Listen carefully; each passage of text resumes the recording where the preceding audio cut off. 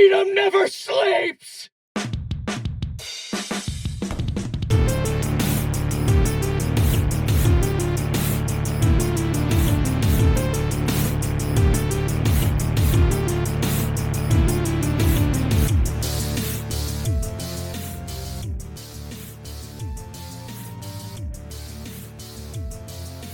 Hello, and welcome to Achievement Hunting 101.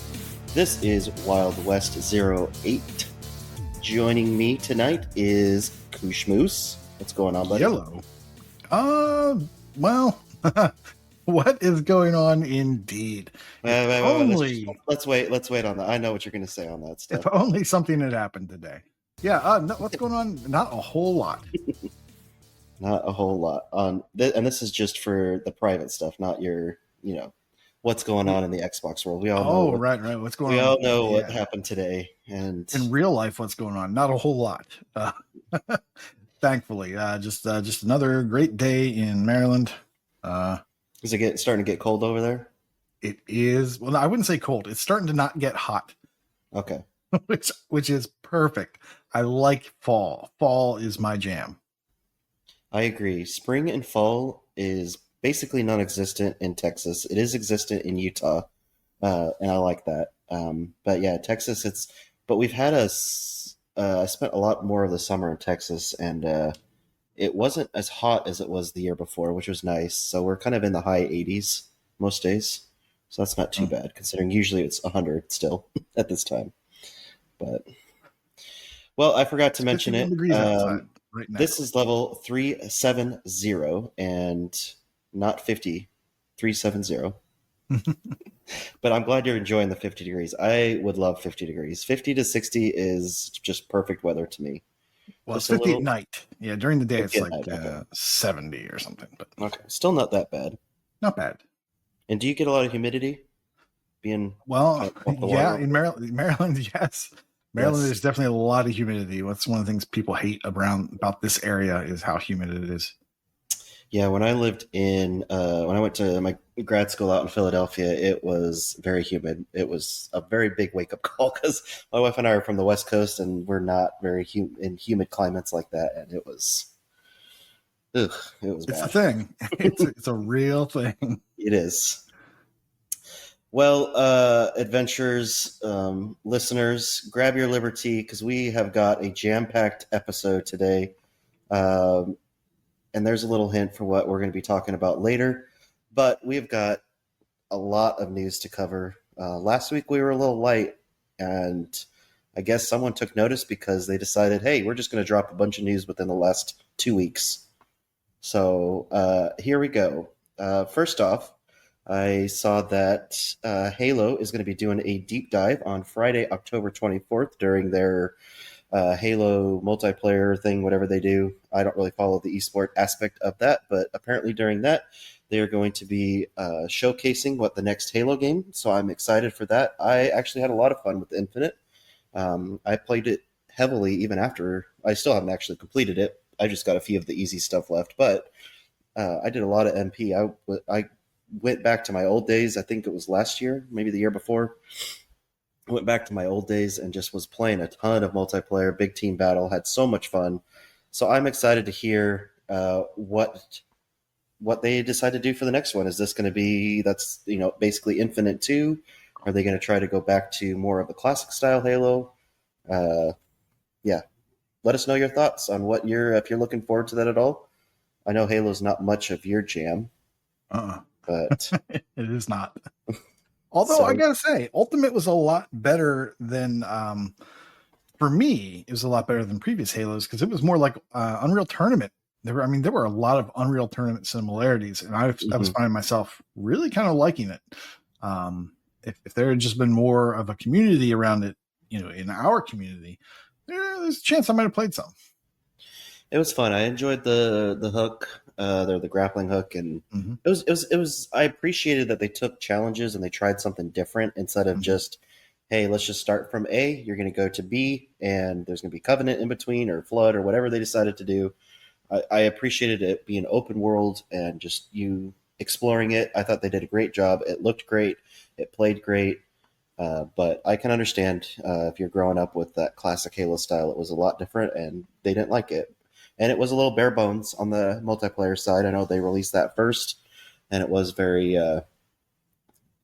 criticized for that, deservedly so. So hopefully they learn from that, and we'll get get it done better this next time. The next big news that I've got to talk about, because I am excited for this idea if it is done right, and that is they are making a Lord of the Rings game in the vein of Hogwarts Legacy. I don't know how that works. Thoughts on that? But I'm excited for it. I love Lord of the Rings. Yes, I'm excited for more Lord of the Rings, but to equate it to Hogwarts Legacy, which is just like, total spell casting.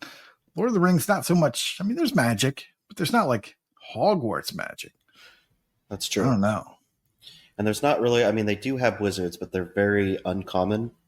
I didn't get too much into some of the backstory and the Similarian and other stuff, but my understanding is they're not just like, I mean, they could follow a wizard. I'm not saying they couldn't, but yeah, there's like there's a very small number of wizards. Yeah. Yes.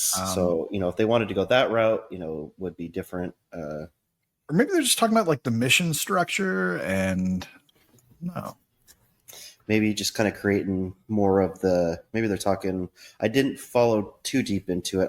But I don't know, maybe they're just looking at doing the map style similar to having like a centralized location and then you're off doing stuff. And I don't know, but I'm interested to hear what they do more on that. So, but I guess, let's get into the big news, Koosh. Why don't you walk us down your I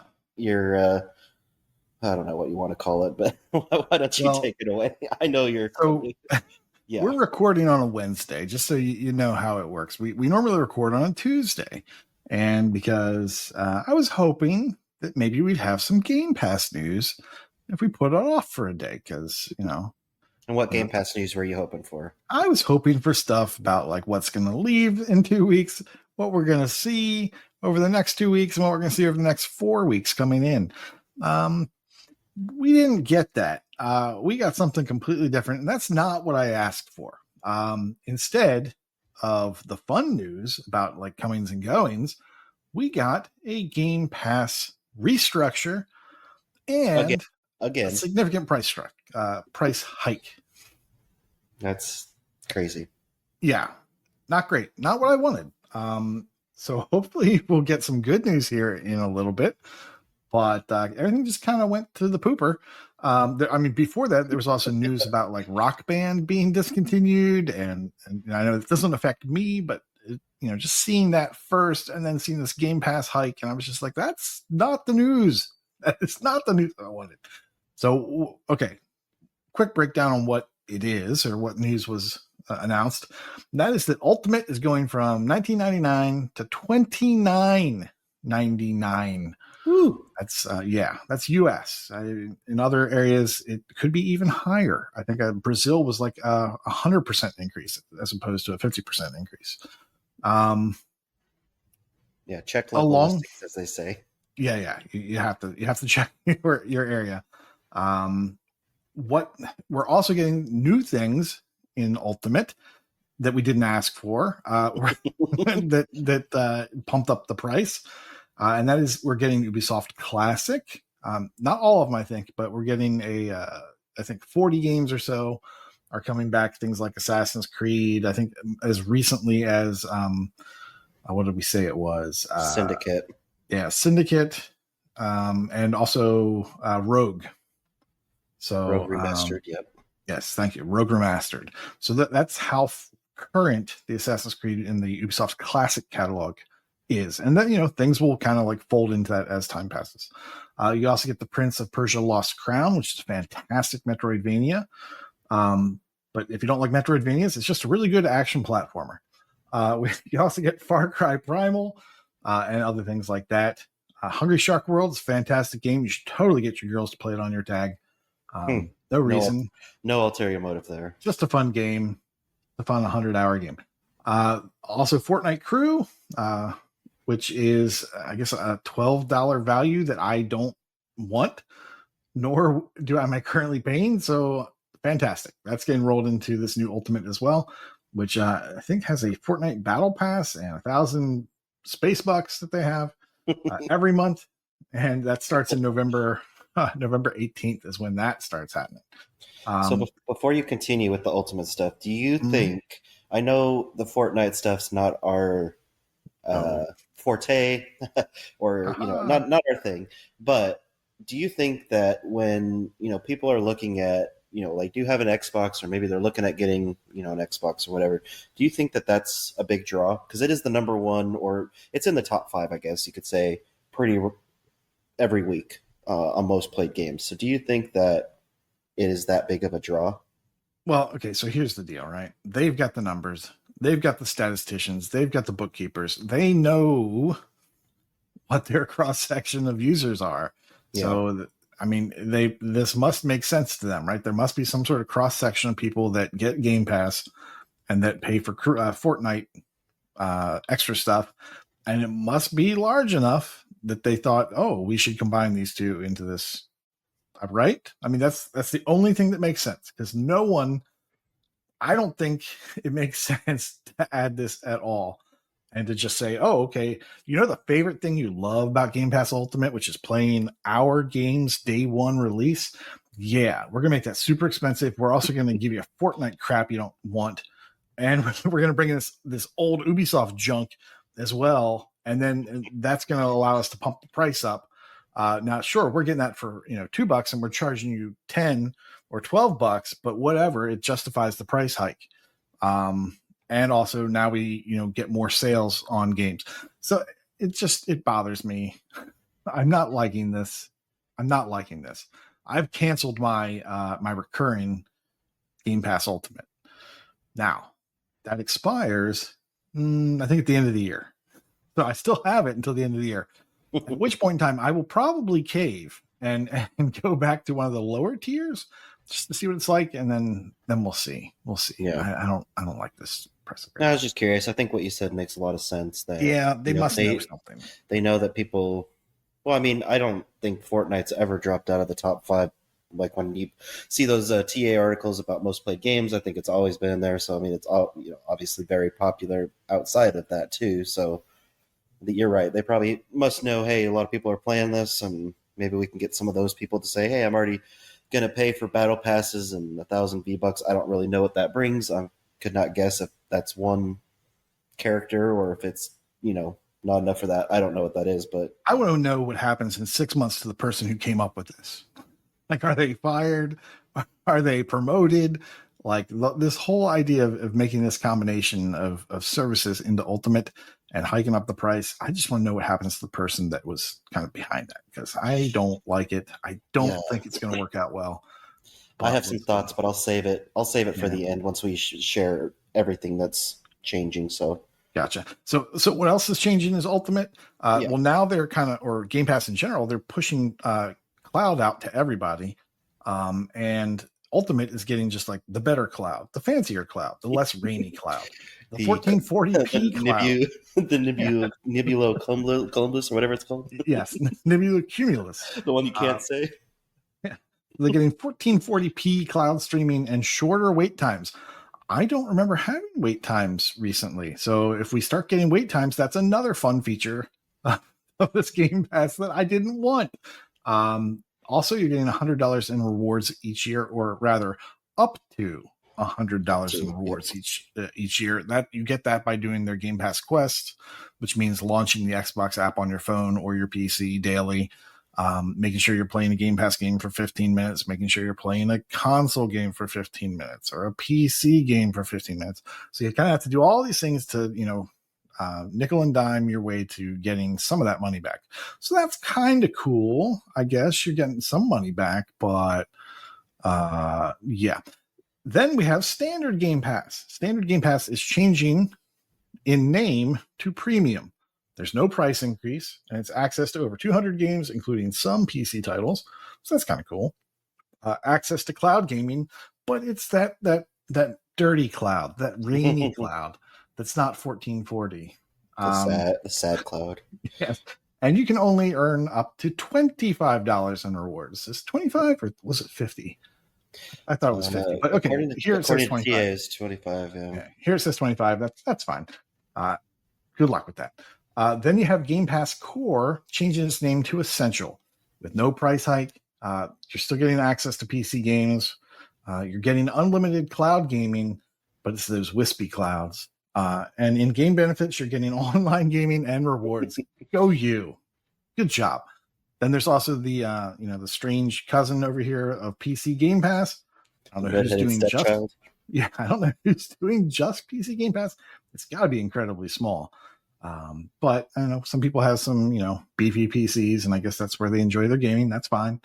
And that's increasing from $12 or $11.99 to $16.50. That's not that bad. I would have preferred a $5 price increase in Ultimate, but no. If we had to have one at all, because the price is going to go up from there. From $30, it's going to keep going up as time goes on. I digress. So back to PC Game Pass. You're getting extra Ubisoft games, so not just the 40 really old Redheaded Stepchild games that are really old. You're also getting some newer ones, I guess. And you're getting all previous benefits, including new games on day one and access to EA Play. So I don't know, man. PC Game Pass actually seems pretty good if you're getting those day one games and your PC can handle it, because everything that they're doing day one should be play anywhere. So you're going to get achievements for it. So that's good. Let me scroll down and see if I'm not. Nope, there's nothing more. That's all we've got for Game Pass news. And man, what is your take? Because I think I've expressed this. I'm not positive on it. Yeah, I think I wrote in the Discord today, this I think is going to define Xbox in the next few months. There's news articles going out today that are saying that as people are trying to cancel or change their Game Pass subscription, that they're being met with errors, that the server might be overloaded. I don't know. I'm going to wait and kind of see how it looks here in a month or two, because there's always those people that are going to do stuff like that whenever a change occurs, and then they'll come back and subscriber levels will be shooting through the roof, as you'll read on any of the other streaming sites like Disney or Netflix or anything. So I'll take a wait and see approach, but I think that in the next, probably by the end of the year, you'll kind of see if Game Pass is going to be sustainable or not for the long term. They were just saying that like they had the biggest or like really good numbers and really good profit from Game Pass. So of course they increase the price and change everything and throw in things we didn't ask for. But they've been listening to us, and apparently the only people talking are the Fortnite people. Darn them. The vocal minority. For playing a game. Darn them for playing a game and saying, "Oh, we want to get that in some sort of Game Pass tier." The normies should have been talking, not these Fortnite crew. Yeah, the one thing I can see with pushing the cloud is that you're getting the ROG Ally X and everything coming out, so they're pushing that. There's more handheld stuff coming out, so getting that Xbox stuff going there. They want to make sure cloud gaming's good, and if you have the best service, you should have the best cloud access. And we didn't talk about the ROG. Did you? Because it's been, it was between weeks when they released the pre-order, I guess. It did, and what did you do? I did not get it yet. Oh. I know that I saw a few people on TA get it. I was really hoping. I guess I got lost for myself in not knowing that I could not download the games, and that was more going to be cloud streaming. So that doesn't really help you when you're, I was hoping to be like playing it when I'm traveling and stuff like that, and not be, if you're in the car and you're having to go off your 4G network or something like that. If there's spot areas, everything. You can install PC games, yes, but you can't install Xbox native games. Yes. So if there's still Play Anywhere, you'll still be able to get your achievements on an installed piece of software, but it won't be the Xbox version. Which I was hoping that and I thought I saw somewhere that you could install them, but doing a little bit more research, it was like, no, you can't install Xbox versions. You install PC versions of these things. And I know that, those games are usually a little bit more heavy on stuff than like the Switch titles and stuff like that. But you can still play those heavier Switch games on there. So I figured that they should be able to make a way for you to be able to download and play them. maybe, obviously not running at the high fidelity that you would be at if you're playing at home, obviously. But yeah, I was a little bit frustrated with that. It wasn't what I was hoping for. So we'll kind of see. We'll kind of see how it goes. I think I'm going to wait for some reviews and look at it. I figured the $1,000 price tag for the higher one was what it was going to come in at, so that wasn't a shock. I mean, if people are shocked by that, go check out what the price of the next Lenovo Legion Go is going to be, and then you can come back and say, "Oh, maybe the Xbox isn't so bad." Now, I had pre-ordered the cheap version, and then I had buyer's regret, and I canceled it 5 minutes later. And I'm glad because not a week later, the Game Pass price hike. Had I purchased one or pre-ordered one, and then saw that my Ultimate was going up, which is the way that I was going to be playing it, was through the cloud, for a bunch of stuff, that would really have upset me. So I am more than happy to wait now and see what happens.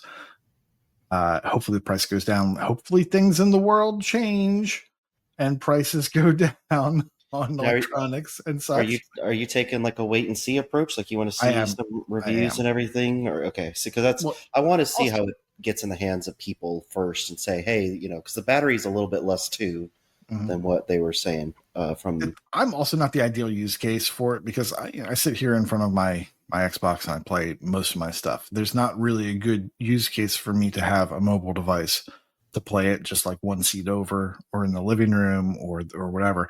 If I was doing more travel, if I was doing vacation more, I would certainly consider it more. Now, that being said, in a year, when it's time to go back to the beach, maybe I'll be tempted because the internet there is not great. So, I might like to have something on a handheld that's an installed PC game. That might be more tempting then. And maybe, the world will be in a different place. The economy will be in a different place. And the hardware will be in a different place. Who knows? So I am taking a wait and see of at least a year. Yeah, if they had that you could download the games and they had more options for play anywhere, that would be the two things that would probably push me over the edge of saying, yeah, I'll get it. Because I'm the same way as you. Most of the time when I'm playing, it's in front of the TV. Usually I'll turn it off. My wife, I'll switch over. My wife and I will watch shows. I'm not really one that like my wife's watching her stuff and I'm like, oh, what can I do now? Usually we watch a movie or something together. We're not watching separate things, and my kids have their own space for their own stuff. So they, will watch shows or they'll play their own games. They have their tablets to play on too. We let them for a little bit each day. So yeah, you're right. I'm not the ideal case either. I'm starting to travel a little bit more for work. So that would be a possibility. It'd be nice to not have to lug my S around with me. I just take that. It'd be a lot easier. Usually I just take my gaming laptop with me and it's a lot better than the S. But if it's a longer trip, I'll take the S just so I can have the games and not have to constantly play on my laptop. But yeah, I'm looking forward to the reviews. I think I saw like Slayer Raining was playing one, got one. So hopefully, and he's in our Discord. So once it comes out, I'll hit him up and see how he likes it, get some reviews. And if it's something that's worth it, I think I'll probably do it. But the orders are already a month out now. The initial dose of or release of them, I guess, have already sold out. And so if you go on Best Buy and I think the Microsoft store, you wouldn't get it until November anyways now, not beginning of October. So if you're looking for pre-ordering it, you're going to have to wait at least a month. But all right. Well, that's our dose of news. Like we said, it was kind of beefy and chunky this time. And expensive. And expensive, yeah. Your wallet is going to be a little bit lighter, depending on what you want to do. So yeah, we'll kind of see how it goes. I've been using my Bing rewards for it, so I'm actually going to have to start either paying for it or. So I don't know what I'm going to do because I'm not a first person, or a brand new game that comes out. I don't usually play them, so I don't need that. But I did enjoy playing Indiana Jones when it first came out, and I feel like I played something else too.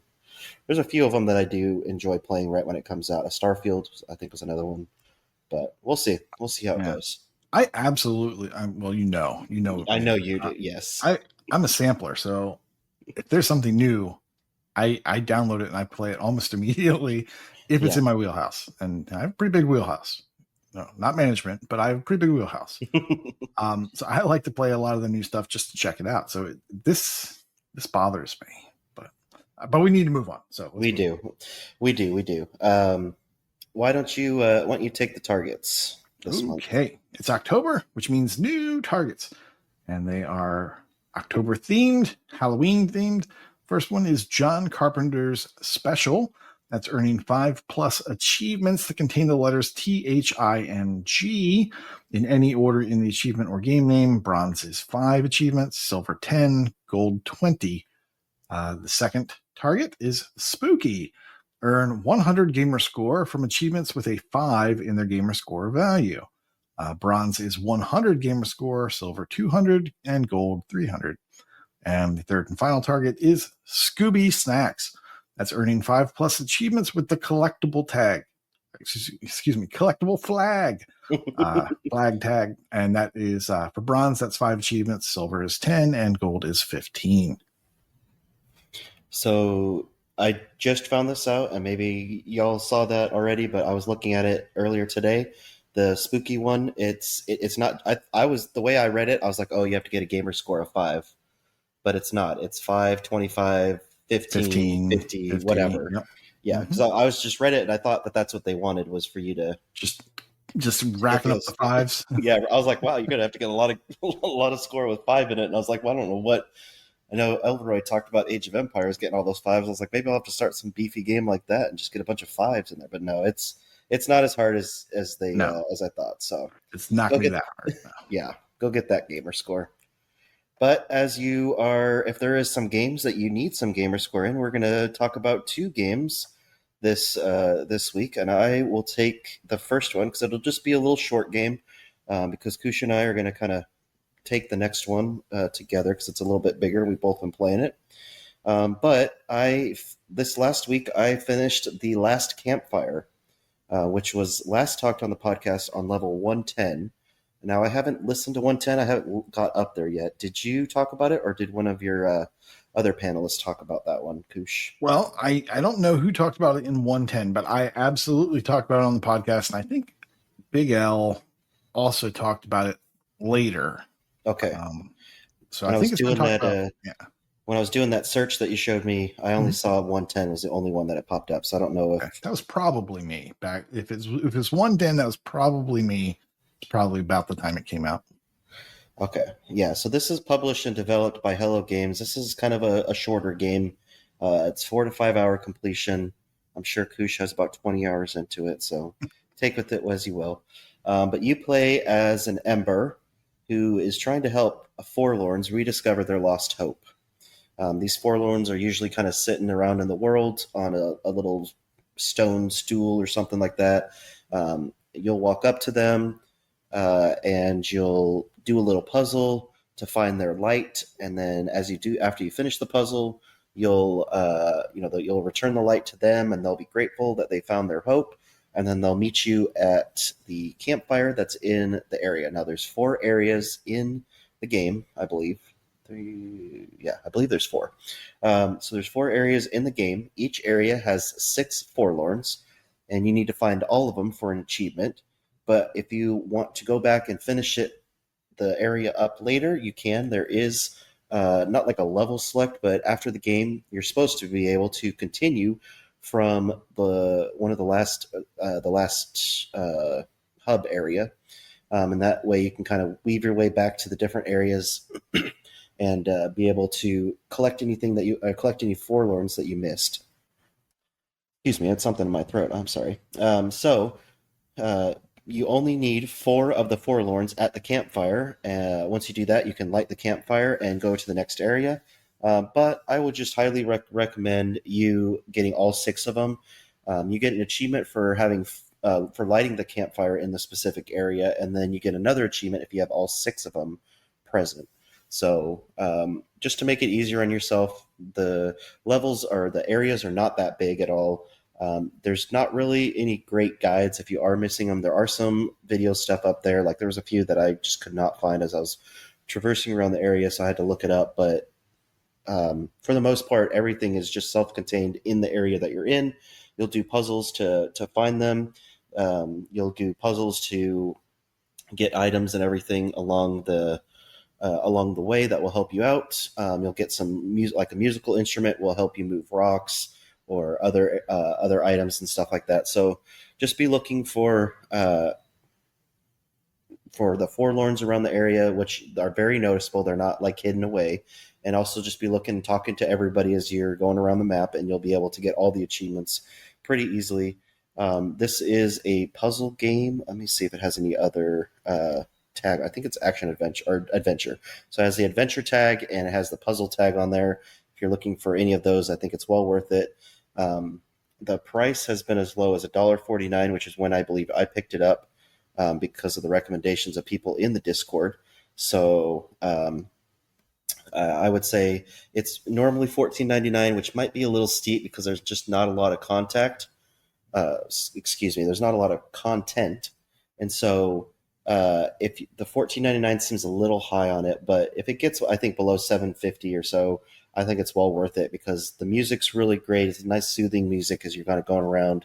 You're trying to help these people, discover their hope and, give them, help change the kingdom and everything that they're under. So you'll be able to just go to the little areas. There's the different areas were shaped very well to kind of be distinct from each other.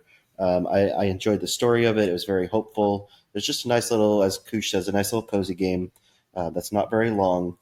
And if you're just looking for something to kind of, do a little bit each night and work towards something, or just want to relax and not have to worry about anything too heavy, I think this would be a game that's worth it. So anything you want to add or anything you remember from the game, Koosh? I don't remember too much about it other than I really just love the art style, and I call them cozy games, but there's no farming, there's no crafting, there's no relationship building. It's just a cozy to me game where I just, really enjoy my time with it, taking my time, not rushing, solving puzzles, exploring, and really enjoying the art style. It was a fantastic little game. Yeah. If it gets down to $2 again, my goodness, just do it. Yeah. It's cheaper than a cup of coffee. It's crazy. And you'll spend more time than drinking it too. Yeah. But yeah, I agree. It's just a nice little game and it saves, as you go from screen to screen, it saves every time you leave that screen. Like the screen's, not like small. It's not like just the size of your TV, but it does move around a little bit, but the areas are not that big within the total, part of each map of the game, I guess I could say. And so as it moves in, it saves very often. So you don't, if you just want to do a little bit, you could go find one or two forlorns and move on and save and do something else if you just want something quick or whatever. So that was the Last Campfire. But now to the star of our show, where we are going to be fighting some aliens, some zombies, and I believe some insects, right? Oh, yes, for sure. So if you don't know, the hint at the beginning was for Helldivers 2. We're talking about this brand new game to Xbox. Yeah. So this is a cross-platform game. You may have heard the waves that this was making over on PlayStation and on the PC. And I think it's been out for about a year now on other platforms. The developer is Arrowhead Games. Publisher is Sony. It is a third-person shooter. TA says it's 40 to 50 hours for the completion. I am currently sitting at a paltry 95 hours because seems right. I'm actually having fun. And yeah, liking it. Now you may ask yourself, do I have to play Helldivers 1 to know what's going on? As the overused joke in the Discord goes.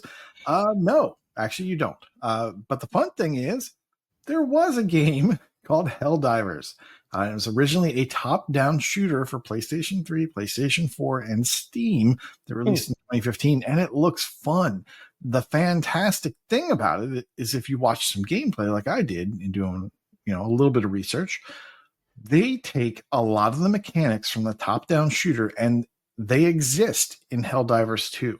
There's a little game you play where you have to punch in, up, down, left, right, whatever, just these arrow directions at certain consoles or to call down a stratagem. We'll get to that in a little bit during the gameplay.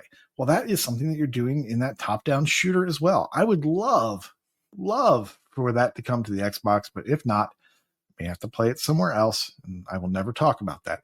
But the game just looks so cool. But I think it's great because just like a game we haven't talked about yet, which is Deep Rock Galactic Survivors, taking the game in one format and porting it to another. Now, in Deep Rock Galactic, they take a 3D, a first-person shooter, and they put it into a top-down roguelite.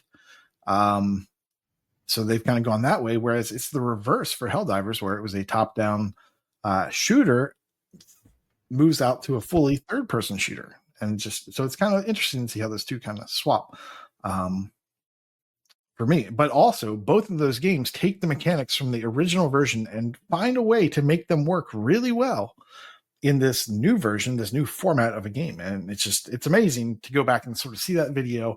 Just watch like 2 minutes of it if you've played Helldivers 2. Just the sounds, the things they say, the units, the stratagems, all that stuff. Very cool. Very cool to see that preserved and enhanced in Helldivers 2.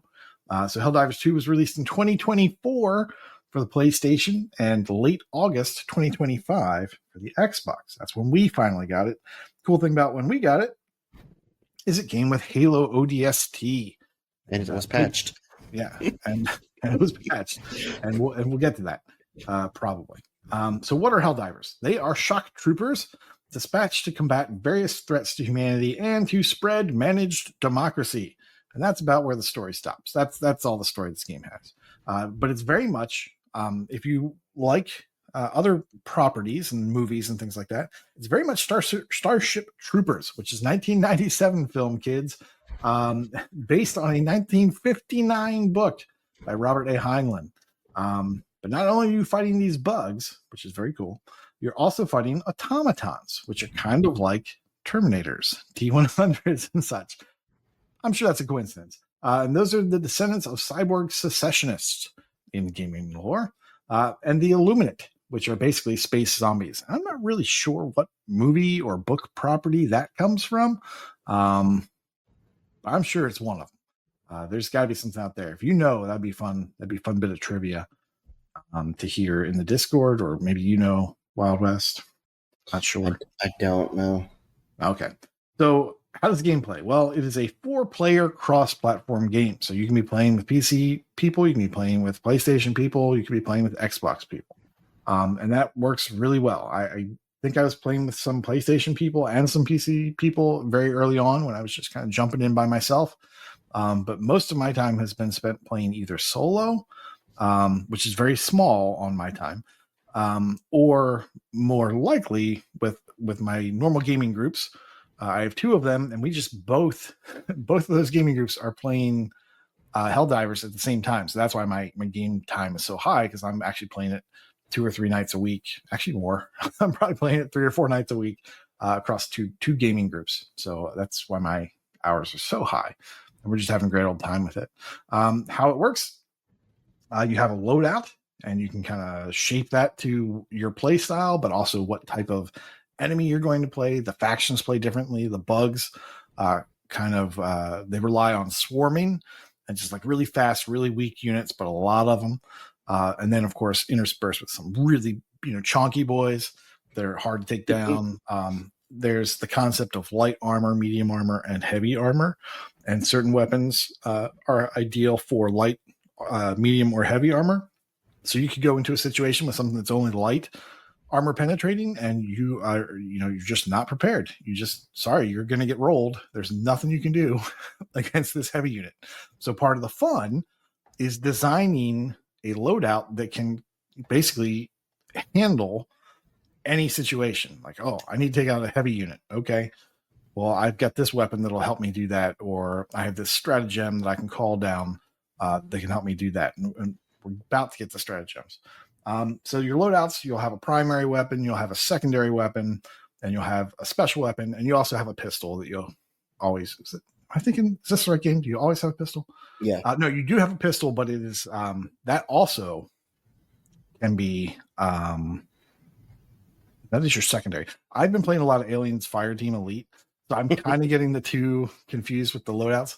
But in Helldivers 2, yeah, you have a primary. Yeah, you have your primary, you have your secondary, which is normally a one-handed weapon, and then you also have a special. And that special is called down through a stratagem. Stratagems are things that you will punch in a code. You'll hold down the left bumper and you'll punch in an up, down, left, right code of varying lengths. And that will tell an orbiting ship to drop down something. That could be a weapon for you to pick up and use, like a sniper rifle or a rocket launcher or something like that. Or it could be a turret that sits there and attacks any enemies it sees. It also attacks people. So like it does not well, it doesn't target people. Not shoot. Yeah, exactly. It does not shoot when you walk in front of it. If there's an enemy over there and you walk in front of the turret and the enemy, the thing will happily blow through you to get to that bad guy. There will be a lot of team death in this game. There is no way to turn off the friendly fire, and they encourage it, I think. Because you will die to your friends a lot in this game. So don't take it personally. So that's your loadouts, and that's what stratagems are. One thing I didn't mention with the stratagems, you can also call down orbital strikes. There is nothing more fun than seeing a huge batch of enemies that aren't aware of your presence yet, and you drop a 500 kg bomb on them, or whatever, the 500, it's just the 500 bomb. That thing is beautiful. In the way it blows up. You can also call down like a napalm strike, and there's just so much fire everywhere. There's an achievement for having 6 of these barrage level strikes, ones that occur over like 5-6 seconds, something like that, all at the same time, and it is just glorious. Just the destruction and the explosions all going on in one area. It's really something to watch. It's really fun, and you can only do that in a group where you're coordinated. Like that's never going to happen. That you throw 6 things down at the same area and just have just obliteration. That's only going to happen when you coordinate. So it's something. You can also drop down mechs when you hit level, I want to say 20, maybe 25. I think it's 25. 25. You can call down a mech, and you can ride around in that mech, and that mech has high armor. So you can actually just sort of stand there and like get shot at all the time. And it doesn't really hurt you until like heavier units start shooting with armor penetration, or until you run out of ammo. So that's interesting, but they move really slowly. There's also a light Jeep that you can use to kind of drive around the map. These maps are somewhat big, and it has a mounted turret in the back. Those are kind of special. I don't think you're going to use them too much. And then there's also map or mission specific items. You might get to an area where you need to blow up some really big buildings, and rather than forcing you to put in your loadout something that would be able to be called down and blow up a building, they'll allow you to call down like a hell bomb.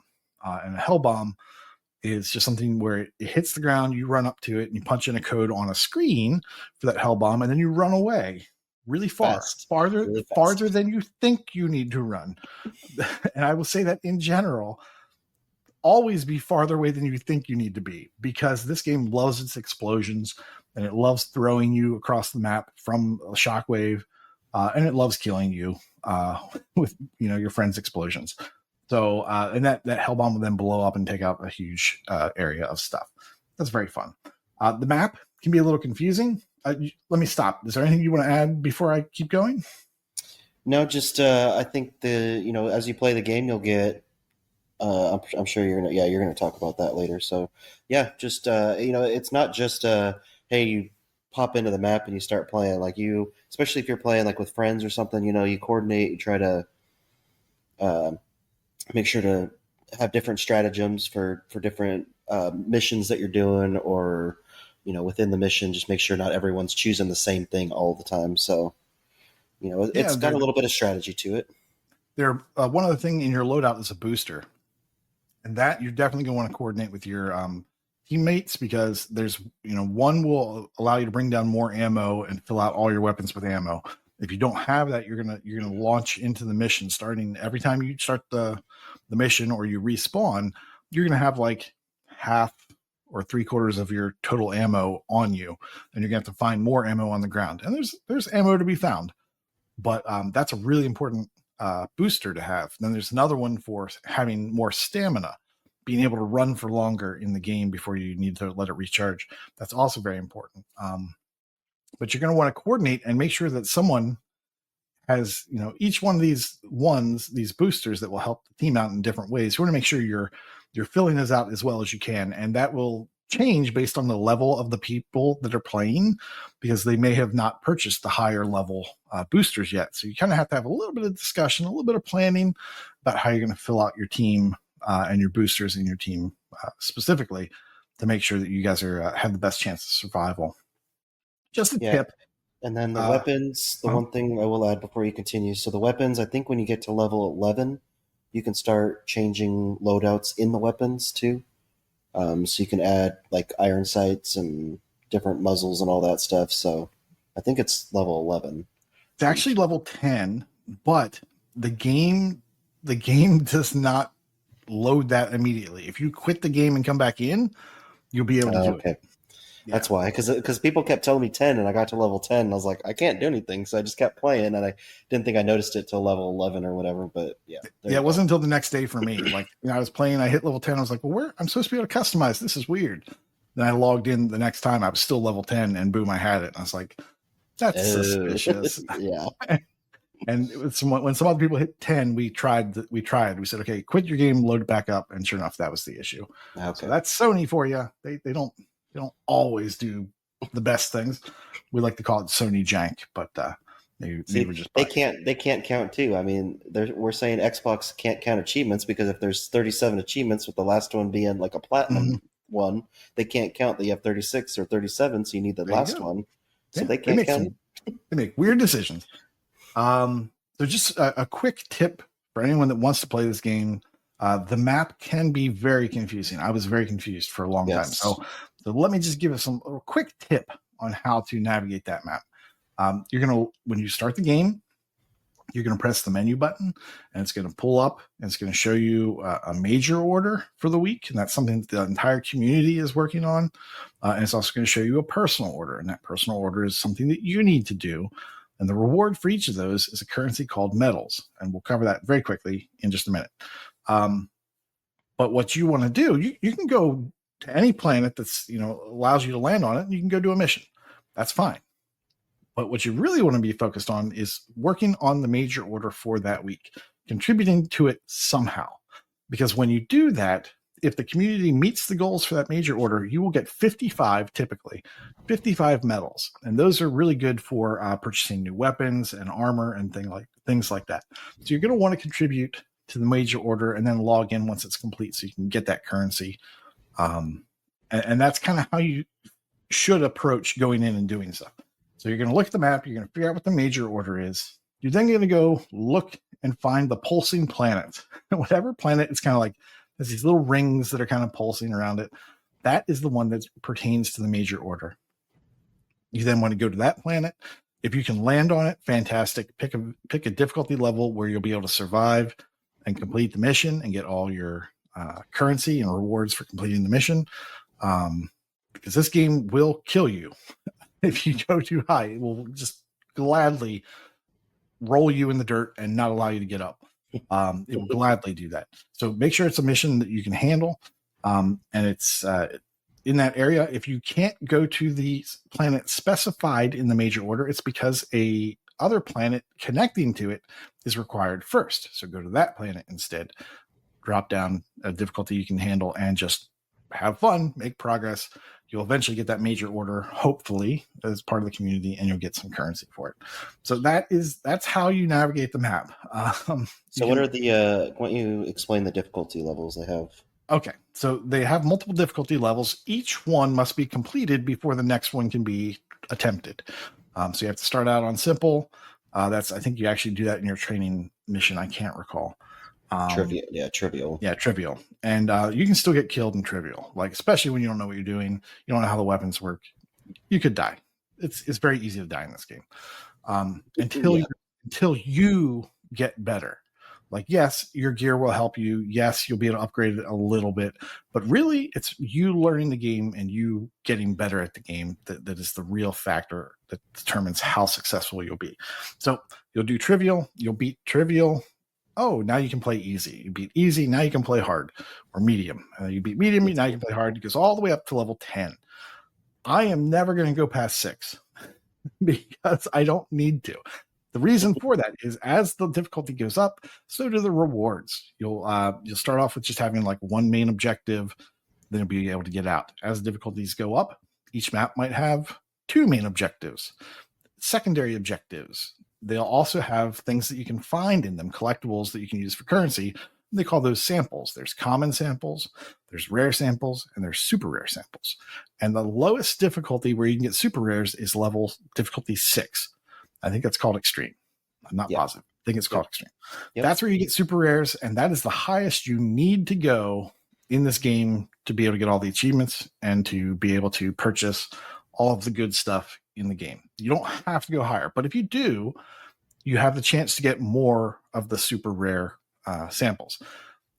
Some people are really good at the game. Yeah, we haven't tried it yet. I think our group will eventually try like a 7 just to see what it's like. As 6 becomes easier and easier and easier, we might bump it up 1 or 2, but you don't have to go higher than a 6. So, okay, currencies. The game has multiple currencies. We'll go real quick. There's requisition. Requisition is just like general money. You use that to buy stratagems, to unlock stratagems. You don't have to buy each stratagem. You just have to unlock it, and then you can keep using that over and over and over again. Then you can also use that requisition to upgrade your primary weapon. You cannot upgrade your secondary. You cannot update or upgrade the stratagems. You can only upgrade your primary. That's things like adding a sight or adding a scope or adding stability so that the game or the gun is a little bit easier to handle while you're shooting. Could include a flashlight or a laser scope. Those actually kind of make a difference. I wish they had better upgrades, but those do actually do something. That doesn't seem like it at first, but the more I've played, I'm like, okay, yeah, that makes a difference. Then there's samples. The samples are collectibles that you'll find strewn across the map as you're playing the game. And once again, those are the common, the rare, and the super rare. And those are used to buy ship upgrades. Ship upgrades, thank you. And the ship upgrades will augment. I guess that technically they do upgrade your stratagems. They allow them to they allow your turrets to have more ammo, to have more health, things like that. They increase the area of damage for an airstrike, something like that. So those are ways to upgrade your stratagems. Then there's medals. Medals you get from completing missions. If you complete a campaign that has like 2 missions or 3 missions in it, so that's going down to the planet 3 times, those medal counts will go up consecutively until the end of that campaign, and then boom, you start back at like 1 or 2 medals for each mission until you just do another campaign. So it'll go from like 2 to 5 to 8, something like that. You also get medals for the major orders. You also get them for the personal orders. There's like the daily quest or the weekly quest. And those are used to purchase new items within what are called war bonds. We'll get to that in just a second.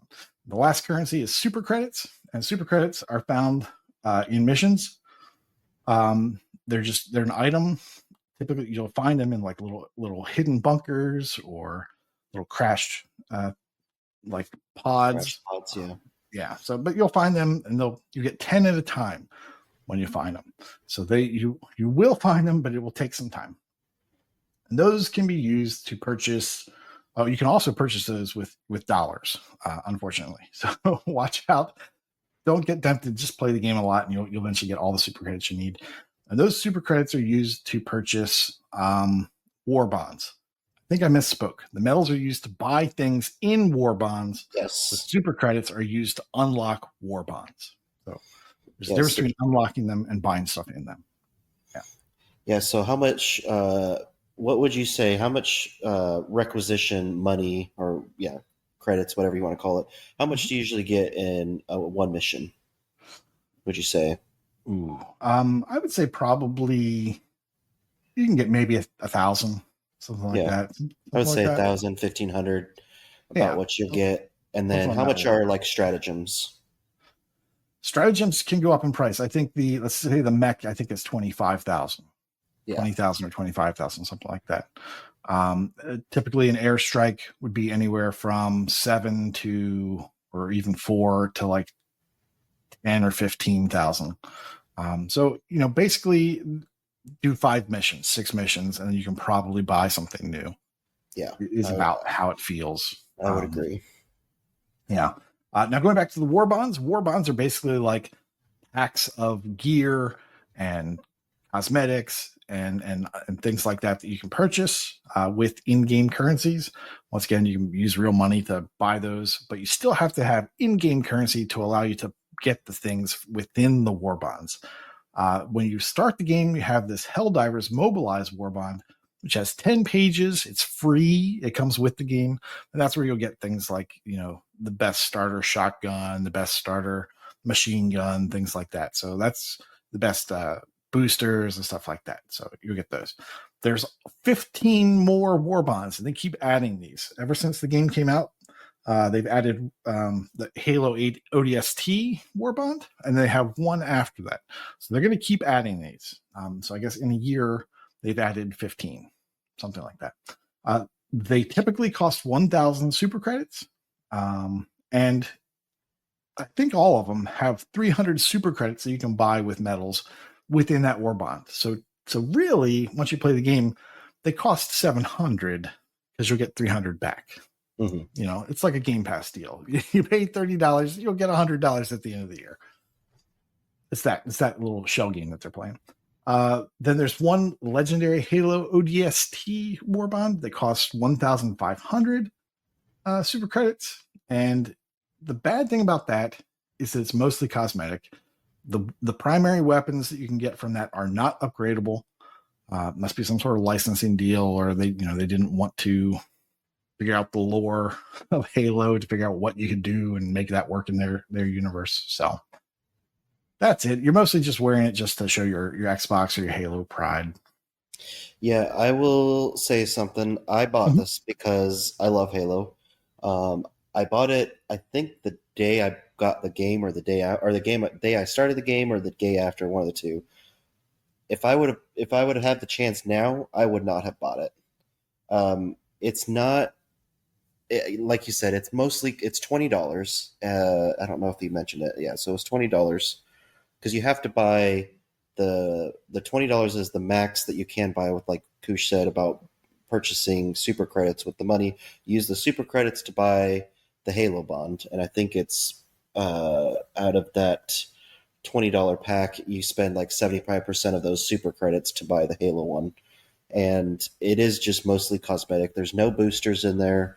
There's the three main Halo weapons. You get the assault rifle, the shotgun, and the pistol, and then the rest of the stuff is just all Helldiver cosmetics with ODST, overlay on it, basically.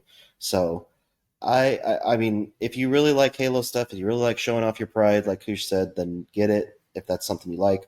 If you are just like, oh, this will be helpful, it's not. It's the weapons are just not as good as I thought they'd be. But yeah, that's my that's my warning. Yeah. They're totally relying on you being a Halo fanboy, and just paying that extra just to wear some gear that looks a little bit like Halo. In the game, the armor is what has stats. The capes and the helmets don't do anything other than look cool. So they really are the cosmetics, whereas the armor is kind of cosmetic, but they only have a few different types of armor in terms of stats. Like there's scout armor, there's heavy munitions armor, that sort of stuff. But they, for the most part, they're classes of armor and they just look cool. But they the armor has a perk on it usually, right? Yeah. There's perks, but there's also stats. Like, okay, stats, you can take this much damage. It's this much stamina. This is how quickly you can run. Those sorts of things. But there's only 3 stats, but then you also have perks. Like, for instance, I like the scout armor because it allows me to run longer. It has a little less health, but it also has this cool thing where I can ping on the map, the in-game map. I can drop a pin, and it'll have a little radar pulse that fires a second later, and it'll show me if there are any enemy units all the way across the map. No other armor can do that. Only the scout armor. So that's pretty cool. I like that perk. I run the one that if you have like a death hit, that it could possibly keep you alive instead of. That's a fantastic one to do from the start. Yeah, it kind of lets you stay in the game a little bit longer each time. But when you have a team, it's nice to have at least one person as the scout armor because they can scout across the map, find out an area that might have hidden enemies that might be a secondary objective or something like that. Mm-hmm. You don't have to go find it. You don't have to run over to find it. You can just ping the map, find it, put a tag on it, and everybody goes there. So that is a nice thing to do with the group makeup. Now, I did the thing I don't want to do ever again, which is get way bogged down in the details. But it needed it. Yeah, I think this one does. This one needed it. It's a little hard to get started on this game.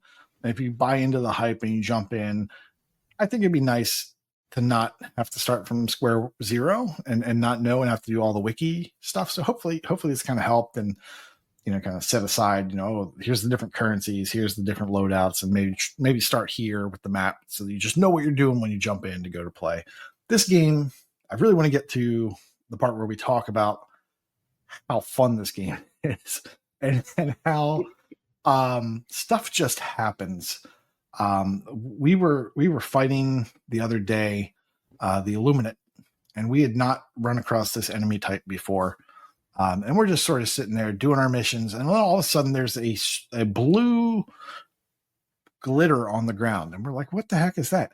And then wham, a ship flies right overhead and just totally strafes us and just wipes out the whole team.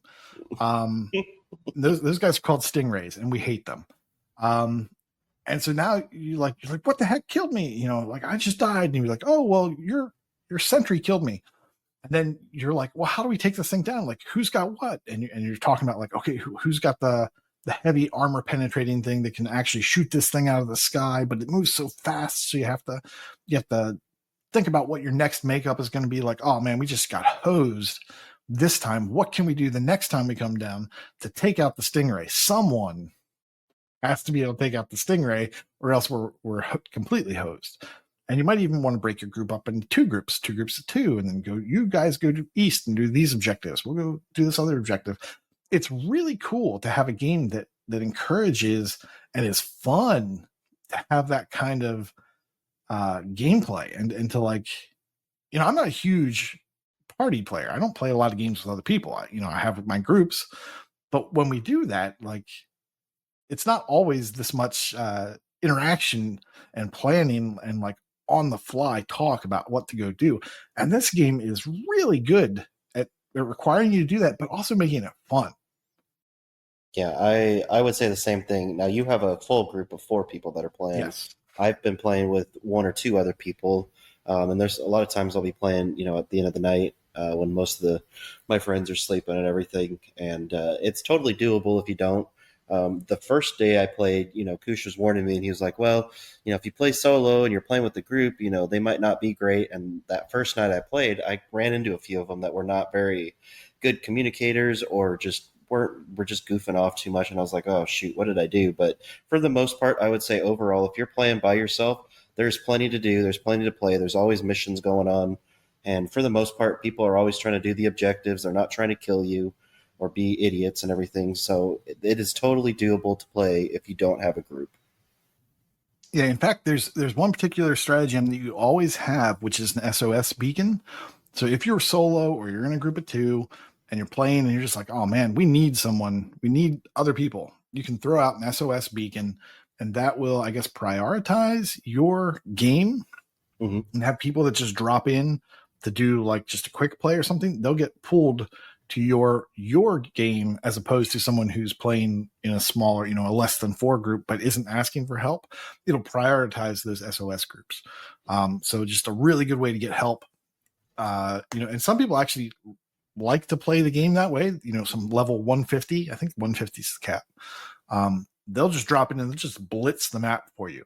Now that's not fun, but it's more fun than not being able to complete your mission if you needed help for that one map or that one mission. So yeah, and on that map that Koosh was saying that's in your ship, which you get to name your ship.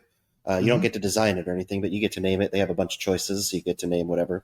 But yeah, you can go on the map. There is an option. It took me a while to kind of figure it out. Like the first day, I was having so much trouble trying to figure out how it worked. But once you get used to it, it's very easy to navigate. You have an option to hit X to do a quick play, which will just throw you into anybody with an SOS beacon or just any game. You can also hit Y, and that'll show all ongoing missions on the map. So if you want to go for a certain, like let's say you want to do this specific type of match, you'll be able to see it where you have to like collect a suitcase and then go launch an ICBM, and it'll show you if that map's being played and how many people are in that match. So you can say, hey, and it'll show you their levels too. So hey, there's a level 120 over here playing with a level 33. Yeah, I'll go do that one. Or hey, there's 2 level 20s doing horde type mode. Oh yeah, I'll go do that one. So you get to choose if you want to do that and see what mission you want to do, if there's something specific that you're looking for as well. Which reminds me, like, there's these fun mission types. Like, they don't tell you what the mission type is before you go down there. They'll give you a brief idea, like, oh, you're refilling tankers. Mm-hmm. Okay, I don't know what that means, but okay, I'll go to the spot on the map, and then boom, you're there, and now you've got the screen up, and it's like, oh, well, you have to go clear the pumps. Like, what does that mean? And so everyone's running around. It's like, oh, well, there's goop growing on the pumps. Like, shoot it. Obviously, you have a gun, shoot it. So you shoot the goop, and now, okay, now I can turn this pump. Now this one does this, and now this ship kind of flies in and drops this refueling thing. There's oil gushing up out of the planet. Now this thing's refueling. You have to go cinch down the pipe that's been dropped down by pressing A, and you have to sit there and wait for it to fuel, and then do it again so it can fly off. And in comes another ship, and you're figuring all this out on the fly. But while you're figuring this out, there's bugs attacking you, and there's ships of robots dropping in trying to kill you, and it's just like you working with your team to combat like these waves of enemies that are coming at you, while also trying to figure out how to push up, down, left, right, and find the thing that's hidden over here to do the thing. It's just so fun, and there's all kinds of different mission types, and every time we go to do a new one, like the best part, I'm going to ruin a mission type for you guys. I'm going to ruin the fun for you by letting you know how much fun we had. There's one where you have to drive a tanker, a big tanker truck, and you have to drive it to an area on the map. And then you have to, I guess it's doing some sort of seismic readings. It's like doing some sort of seismography, right? It's doing trying to figure out the underground layers of these bugs. So you have to drive this truck over there, and you have to have it go do its thing. You have to do that 2 times on the map. So we do that. And then we're sitting there, and then it flies off. This ship drops down. It picks up some piece of that truck, which I guess has the data, and they fly off with it. And then we're sitting around there trying to figure out what our next thing should do, not knowing that there's a timer on the rest of the truck so that it doesn't get used by any enemies that self-destructs the truck like at 10 seconds after you complete that mission type, or 30 seconds after you complete the mission type.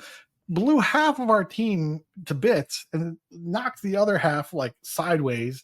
They survived, and we're like, what the heck was that? And that's the type of emergent gameplay. That's the type of situation that happens that just makes this game so much fun to play with a group of people. It may have taken us 2 times to figure out that's exactly what was happening, because we thought originally, oh, well, maybe we ran over a landmine, or oh, maybe Saucy dropped a stratagem on top of us, because that's just the kind of wackiness he likes to do. But no, it's the fact that this ship or this truck will self-destruct 30 seconds after the data flies away. And hopefully they're going to keep adding mission types as this goes on. I think they said that they're not interested in doing Helldivers 3 anytime soon. I think they're just going to keep building onto this, as a live service type game, just keep adding more war bonds, add more mission types. There is a suspicious quarter of the map, the space map, that's kind of empty. Great place to put a 4th faction. Yeah. So, that'll probably be next year, I'd imagine. Yeah, I can see that happening at some point. Interest starts to wane. Yeah. Anything else you want to say about the game before we get to the achievements? Yeah, I do. So, like you said, there, you'll have your primary, your secondary, your grenade. There is different types of grenades that you'll unlock as well, in the war bonds or other stuff. You do, not only do you have those stratagems that you get, but you'll also get things that can help you out, like heavy weapons. I don't know if you talked about that. I don't think you did, but yeah, you can pull in like machine guns or lasers, sniper rifles, stuff like that, and those can sit on the back of your character and be a 3rd weapon too. And then you also can have other things like robots that will follow you around and shoot and stuff like that as well. So it just kind of plays more into the strategy, because like Koosh said, you can only bring 4 things down with you. So it has to be a combination of stuff that's coming from your ship, heavy weapons, robots that are following you around shooting, different things. And so, yeah, you have to work with your group and make sure that you have a good plan as you're going through to do these different missions. Because what will work for one mission or one faction is not going to work if you switch and go to the other side of the map. Mm-hmm. Yeah, I forgot to mention the backpack slot. You have like a guard dog that sits on your backpack and goes back there to refill its ammo. That's great to kind of shoot something that's coming from behind. You don't know it, and it'll kill that thing, or at least alert you to something behind you. There's one that has like a little bubble that'll protect you from projectiles for a little bit. Just has a little bit of health, and then it refills. There's a warp pack. Now, some of these cooler things are only available if you buy a war bond and then purchase the item from the war bond, like this warp pack that allows you to, basically teleport, in front of yourself a certain distance and kind of get away from a big guy that's chasing you, or actually going behind a bunker door that you would normally need 2 people to open. Now you can go there by yourself if you have this warp pack. That's kind of cool. This is a jump pack. So yeah, that all happens with that backpack slot.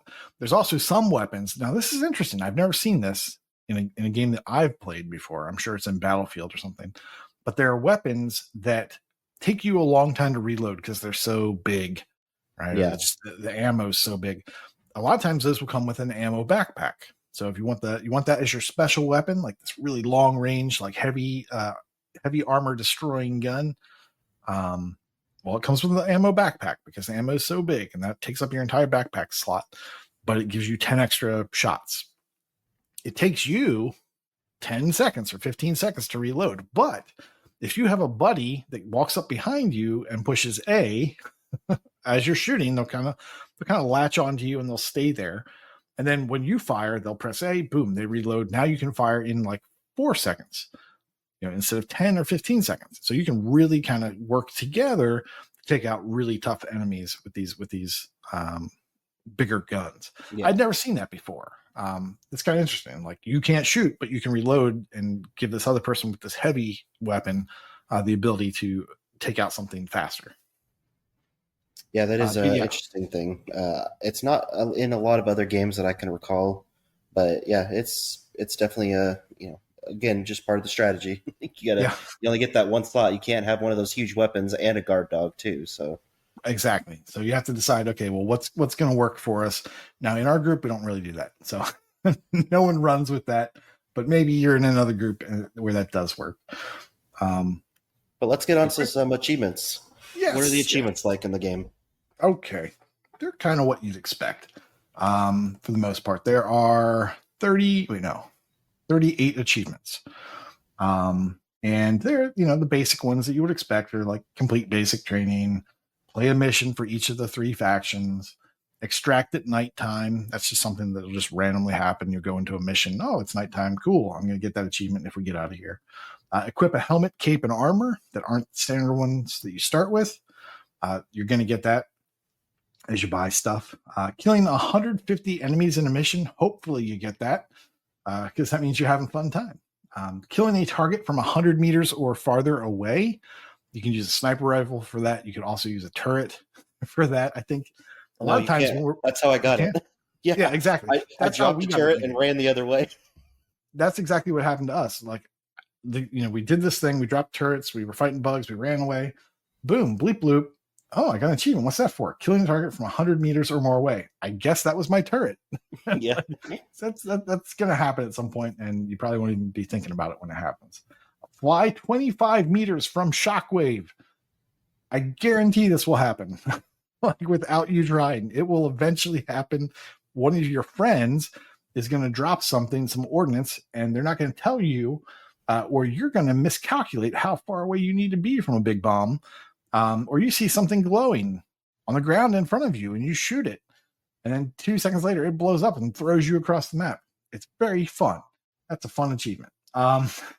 Kill 25 enemies with a stratagem. So that's dropping like a big bomb on like a spawn point or a bug hole, a monster closet, as we call them. Those things will pop up for each faction. There's different things that cause those to happen. There could just be a patrol running by and boom, you just blow them all up at one time. Now I think turrets work for that too, correct? I think that's how I got mine. Possibly. I don't remember how I got it, but yeah, I know turrets will absolutely pump up your kill count, for sure. Like we end missions sometimes, and like we'll have like 800 kills. And I sure as heck didn't shoot 800 things with my primary weapon. It was 100% my rocket turret and my machine gun turret.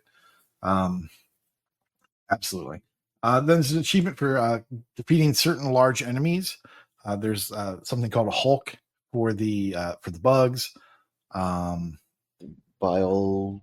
Yeah, the Bile Lord or Bile Titan. I think Bile Titan. Also Titan, for the bugs. And then the other factions have them too. I don't know the names of them. I just know that they're big and I know how to take them out. That's all I know. Oh wait, no, the Hulk is the robots, the automatons. Yes. And there's actually an achievement for shooting the arms off of a Hulk, but not killing it, and then leaving the map. Extracting, just leaving that poor Hulk completely armless. Yeah. So that's a fun one. And that's easy to do because there's a mission specific to killing Hulk, so they'll be on there no matter what. You just you can shoot the arms off of one of them and then just go sit at the extract and wait for the time to run out, and then you can extract. Exactly. Because you aren't killing the Hulk, you can't extract as soon as you're done the mission, or as soon as you're done the objectives for the mission. You actually have to wait for time to run out and then extract, because you shot that poor Hulk and took its arms off and then waited while it pondered what it was going to do with its life now.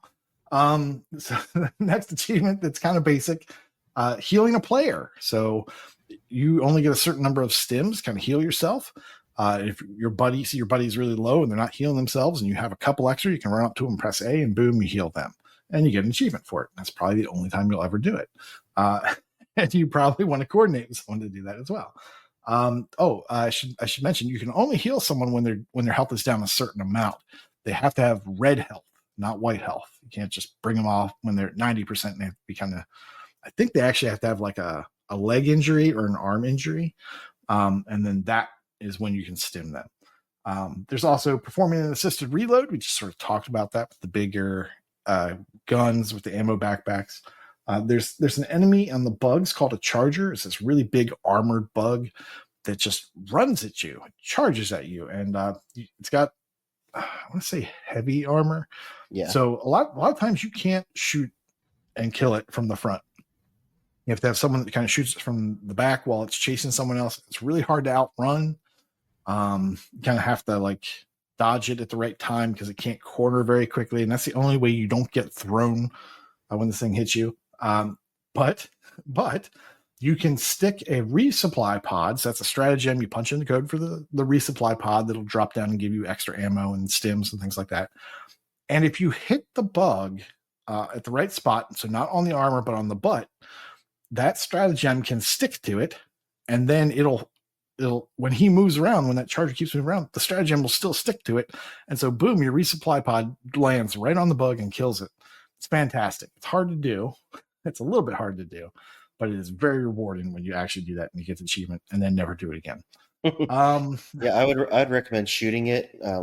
We tried doing it outright, my friend and I, and it didn't kill it.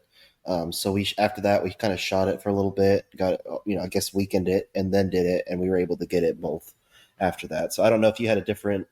Maybe you knocked some armor plates off or something. Yeah, and then something like that. Yeah, it's a little easier to stick after that point. Yeah, you just had to find a spot that wasn't armored in order to stick it. Or I guess you could shoot the armor off and then stick to that spot. Now, so those things that'll just kind of happen naturally, or maybe you might require a little bit of coordination. But then there's a few achievements that are either downright hard or require a lot of coordination. And those are for completing a hard difficulty mission with no one using primary or support. So that's like your really good guns, or the special. So you only get to use your pistol. You can use melee. You can use airstrike, so you can call down like ordnance, or you can have a guard dog on your back. That's the only way you can kill enemies. You have to complete a mission that way. That's never going to happen unless you coordinate with other people or you're running solo. That's the only way that's going to happen. I think I actually did that solo. Wait, yeah. No. Actually, I did that in a group because we yelled at one person who didn't understand what we were attempting to do. These are my friends. So we're yelling at my friend. We're not understanding the English that we're speaking to say to only use your pistol. So our first attempt was ruined kind of like towards the end of it. So we almost had it, but our second attempt, we got it. No problem. Then there's completing a full extreme blitz. So an extreme difficulty blitz. Blitz is a mission that has to be done in 12 minutes and extract in under 6 minutes. And that is best done in a group where you can kind of split up. Everybody goes and completes. Typically, it's destroy these 4 things. And so everybody goes and destroys these things and then comes back. Or you have one person go to the extraction point where it's going to be, and then your other 3 friends go off and destroy things. And then you have your 4th person start the extraction right away as quickly as possible so you can get out of there. That one requires some coordination. There's completing an extreme difficulty mission without anyone dying. That's going to take some practice. You have to get good at the game. Or just have some people who are like really, really good at the game kind of carry you and you just try not to die. There's having 6 orbital barrages at the same place at the same time. Like I said, that's never going to happen in normal gameplay. You're going to have to coordinate that, and it's really fun. That's a really fun one to watch. I actually saved the video from it. There's reaching max level on one ship module. That's as you're upgrading your ship module with these samples that you're finding as you're running around these missions.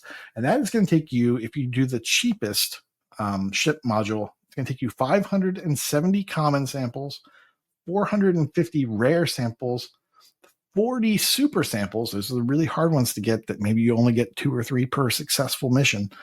And also 50,000 requisition, which is just your general currency.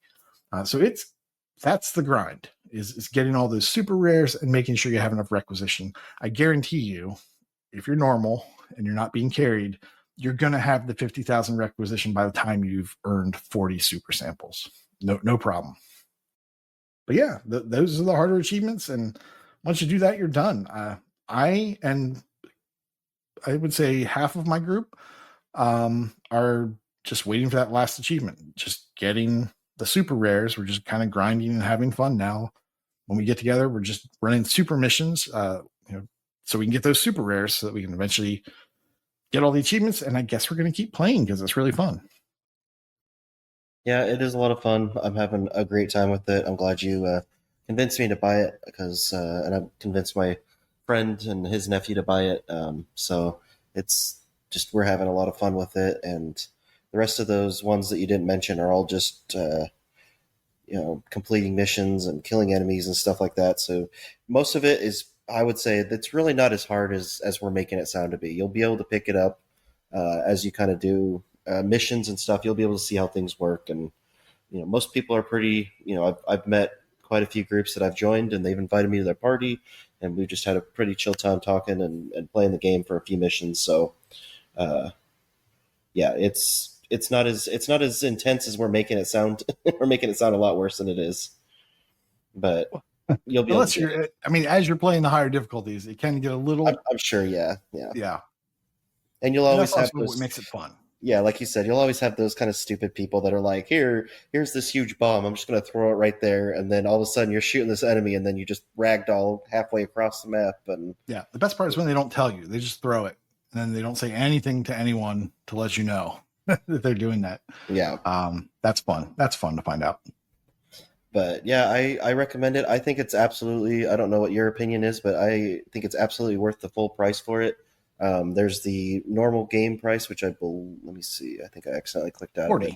$40. $40 for the game, and then I think it's $60, right, for the Super Citizen Edition, which gives you some extra cosmetic and gives you 1 War Bond token, so you can use that on anything but the Halo ODST. It does not work on that one. Yes. So, but all the War Bonds are free. You just play the game, and you'll be able to unlock everything that you need to unlock. So if you don't want to put money into anything, you do not have to. Just grind. Yep, you just play the missions and you'll get your stuff as it comes. And yeah, it's a lot of fun. Yeah. So that is Helldivers 2. It's rare that more than one person on the panel plays the same game at the same time. So it's just kind of fun to kind of tag team one. Yeah, just, as we're able to make sure, oh, yeah, that's right, you got to do this. Or, oh, yeah, that's right. I mean, you have a lot more time. I think I'm at about 20 to 25 hours into it. But I have most of the achievements I just have to do for myself. I just have to do the, like you said, the grinding ones Or sorry, what is it? The toily ones? Yeah, toilet. Yeah, we're not going to say grindy because maybe you hear that weird in your head for some reason. Yeah, so we'll have those ones that you just play the game basically. But yeah, if you need, I'm more than happy to help anybody that needs help with any of the ones on hard or extreme. I will say you cannot level up on those. Like you can't do extreme for the ones that ask you to do hard. You have to play the exact difficulty level on it. So don't be saying, "Hey, I can try to knock out a couple things by doing an extreme mission." It doesn't work. You have to do exactly what it says to get that achievement. Absolutely. Yeah, I know my group is more than happy to kind of take one or two people at a time if we have a spot, or we can just kick somebody out and have them go play something else for a little bit. I'm sure we'd do that. If you want to coordinate on our Discord, we have a game specific forums, and there is a Helldivers forum channel that you can go ask for help or ask questions. It was really it was busiest when the game first came out. But if people need help or want to do anything, that's a great place to do it. Mm-hmm. Absolutely. So that is Helldivers 2. Go check that out. Come join the fray. Democracy needs you. Bugs are taking over every planet, so come join us in defeating them. Do your part. Do your part. So that concludes our game showcase for the week. We will move to Game Pass. Never mind. Nope. So... we'll move to Brad Camp. I did see recently that NBA Kirkland got to 1 million gamer source, so congratulations on that. And it looks like he said he's the first one to do it with over 2 million TA as well. I don't know about the credibility of that, but I believe it. So I believe he thinks that. I don't know if it's true. There you go.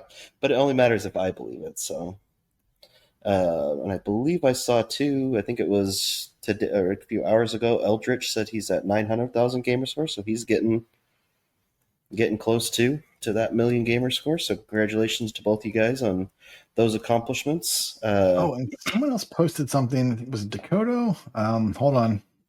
Yes, it was Dakota posted.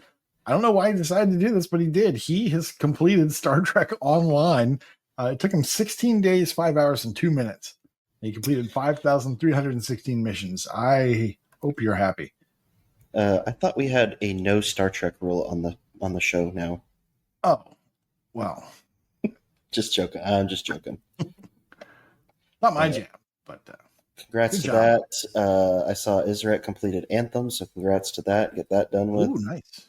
So got a lot of community stuff. If you ever want to hear your name or your accomplishment, make sure to tag us, and we will read them if they're worthy. I mean, if you're just having kids and stuff, we don't care about that. But no, I'm just kidding. But no, we appreciate seeing all the brags and everything, and we all do some fun stuff. But I think we have gone on a lot longer than we usually do. But we're just so passionate about Helldivers. We love it. There you go. So. Thanks for listening to us, guys. Get out there, fight some bugs, fight some zombies, fight some automatons. Do your part. Help us out. Get us those War Bond medals. And until next time, I am Wildwest 08. Catch you later. KooshMoose. Bye-bye. See ya.